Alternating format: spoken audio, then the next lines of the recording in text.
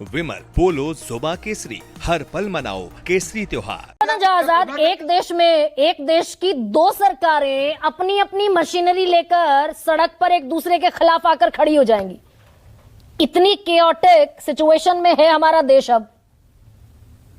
बिल्कुल, मैंने आपको पिछले बार भी कहा था कि आज की तरह कभी भी मैं नहीं समझता कि अपना जो ये संघीय ढांचा है वो खतरे में आया हो।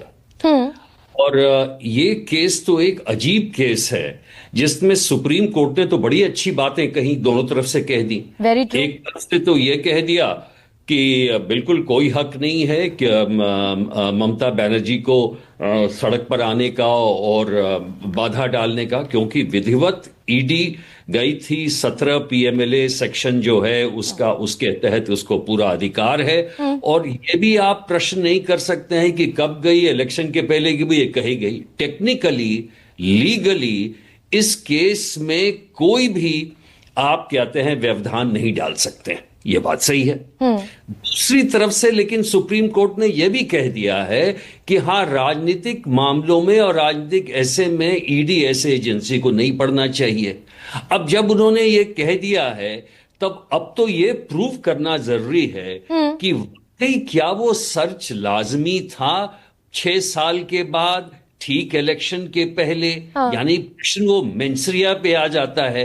तो क्या सुप्रीम कोर्ट कैसे डिसाइड करेगी इस केस को? क्या वो इसके इन्वेस्टिगेशन में, अब ईडी ने ये कहा कि सीबीआई को इन्वेस्टिगेशन दिया जाए। तो सीबीआई क्या कोई भी इन्वेस्टिगेशन ईडी के खिलाफ कर सकती है क्या? क्योंकि वो केज्ड पैरेट तो पहले से है सुप्रीम कोर्ट के द्वारा। तो अब सवाल ये उठता है कि अब क्या ऐसी मॉनिटर्ड कोई इस तरह की जांच होगी ये देखने के लिए कि वाकई जो सर्च करना था वो इंपेरेटिव था और बहुत ही आवश्यक था। ये सवाल जो मैंने रोहन गुप्ता से पूछा, भाई अगर इतना इंपेरेटिव था, इतना जरूरी था, मनी ट्रेल मिली थी, सुबह 6:30 बजे पहुंचना जरूरी था, तो 12:30 बजे तक आईपैक के दफ्तर से कुछ objectionable to be seized ED को नहीं दिखा। नहीं, वो तो टेक्निकली अगर आप देखिए सर्च में, तो सर्च तो 2 दिन भी लग सकते हैं। इसको आप क्वेश्चन नहीं कर सकते, वो तो सर्कमस्टेंशियल चीज हो आप क्वेश्चन कर रहे हैं। सिंह साहब भी हमारे इसमें ये बताएंगे कि जब ऐसे केस में अब कॉन्स्टिट्यूशनली, लीगली तो ईडी कहीं भी सर्च कर सकता है, आप कुछ नहीं कह सकते। लेकिन अगर सुप्रीम कोर्ट ने यह बात भी कह दी, जो कि अगर आपका संघीय ढांचा इतनी अच्छी तरह से चल रहा था, डेमोक्रेसी, तब तो और कोई इशू होना ही नहीं चाहिए था।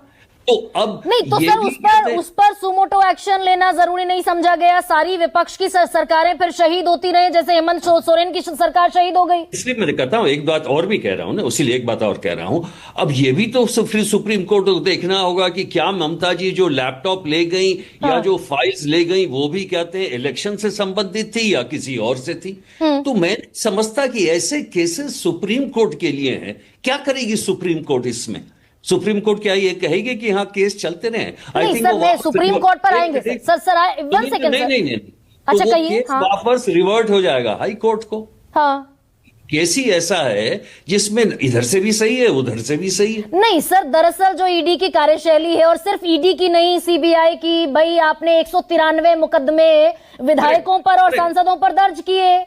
10 साल में 2 सिद्धि हुई, 2 की।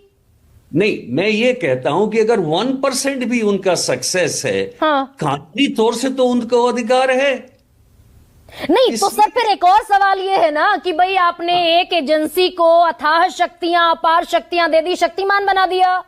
और सेक्शन 45 ये सर ये तो बदलाव किया पीएमएलए में कि बाद में आपने जोड़ दिया सेक्शन 45 में किसी वारंट की जरूरत नहीं, आप जहां चाहिए वहां छापा डालिए और अरेस्ट कर लीजिए। मैं सब मानता हूं, लेकिन इसके बाद अगर वो कानून वैध है, वैध है, इसलिए तो कह रहा हूं ना सर। बात तो लेकिन इस पर करेंगे ना कि भाई हेमंत सोरेन को राजभवन से अरेस्ट कर लिया, हाईकोर्ट ने कहा देयर इज नो कनेक्शन। इसमें मुझे कोई आपत्ति नहीं है कहने की केंद्र की क्या मंशा है। केंद्र के अंडर है ईडी, जहां जाएंगे वो इस्तेमाल करेंगे। लेकिन कानूनी जामा जो पहनाया गया है उससे आप भी विवश हैं, हम विवश हैं, सबको ही विवश हैं। लेकिन सत्य तो सत्य है। अब कहते हैं, इसलिए मैं कह रहा हूं तो ये अपार शक्तियां देने की जरूरत क्यों, ये नौबत क्यों आई सर? एक एजेंसी हाँ, को ये उसको आप शक्तिमान बना दें। ये नौबत इसलिए आई है कि जब तंत्र आपका टूटा फूटा है, सारे संस्थान जो है कब्जे में आ गए हैं, तो ऐसी ही स्थिति हो गई। तो सर ये फिर देखिए, विपक्ष की ये सरकारें सुनिए ना। नहीं, मेरी बात सुनिए। हाँ, एक कहिए ना मिनट। सर। अगर किसी भी इस स्टेट में अगर बीजेपी का राज होता तो कोई समस्या नहीं आती कि किसी के खिलाफ भी रेड करो, केंद्र भी खुश और राज्य भी खुश। चूंकि ये अलग अलग हैं, उसीलिए समस्या आ रही है। अलग अलग है तो सर बस मैं एक और सवाल, तो विपक्ष की सरकारों के पास भाई, मैं संजय सिंह को जिस तरीके से गिरफ्तार किया गया, हालांकि वो अभी एक्विटल उनका नहीं हुआ भाई, वो बरी नहीं हुए किसी भी मुकदमे से।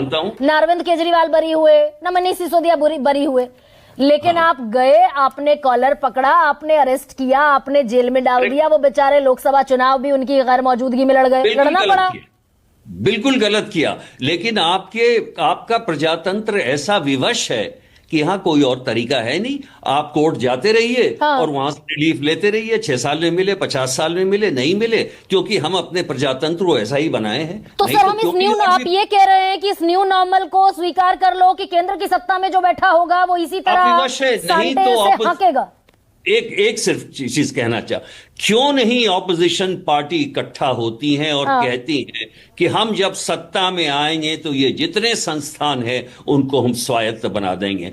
क्यों नहीं, जैसा कि रोहन गुप्ता ने कहा, कांग्रेस सरकार कर्नाटका में 40% कमीशन के बारे में क्यों नहीं उन्होंने केस चलाए? क्योंकि भ्रष्टाचार के खिलाफ कोई भी पार्टी नहीं कुछ करना चाहती, अनलेस कि वो पॉलिटिकली लिंक्ड हो। तो ये पॉलिटिकली लिंक तो है, लेकिन कानूनी तौर से आप विवश हैं। कानूनी तौर पर विवश है। अब आरके सिंह,